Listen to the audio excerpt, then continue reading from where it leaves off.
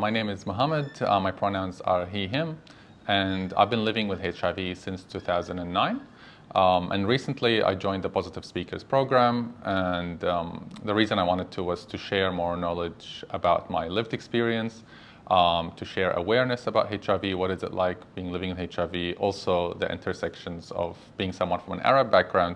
And I haven't seen anyone publicly speaking who looks like me, who's from my background. So I really wanted to be that person who others can look up to. The main points for me, again, is the intersection between HIV and my culture, my background. There is a lot of stigma when living with HIV, what it means. A lot of people are scared. I know some people who are living with HIV from Arab backgrounds, but they're too scared to tell anyone. Like one of my friends, I'm probably the only person he told. And there's a huge amount of stigma. So what I can do as part of me being safe and privileged in my position to come out and speak publicly is make others feel safe, make them feel okay, and for the other people from my community to know that what HIV means. There's a lot of myths out there that they believe about HIV that are not true. So to understand what it means to be living with HIV, to understand that it is okay, and to reduce the stigma mainly. The other things that I'm inspired by is I'm always looking at an Australian lens, of course, but I'm also looking overseas. I'm kind of connected to people in the Arab world, and I'm very inspired by the work they do in HIV spaces there. So I think, I see some brave people who are talking about HIV publicly there, which was never heard of before, and I want to be able to also do it in Australia, where we have the safety and privilege to be able to do this.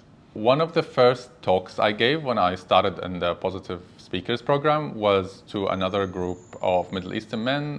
We got a call, and they would have liked someone of Middle Eastern background to give a talk to this group of Middle Eastern men who are discovering their sexuality. They wanted to have more awareness about HIV, and they preferred someone with similar background to them. So I was very happy when I saw that request come through, because I'd love to do more talks with my people of my culture, and I can really relate to them and understand them. And a lot of them did not know much about HIV. Some had awareness, some didn't.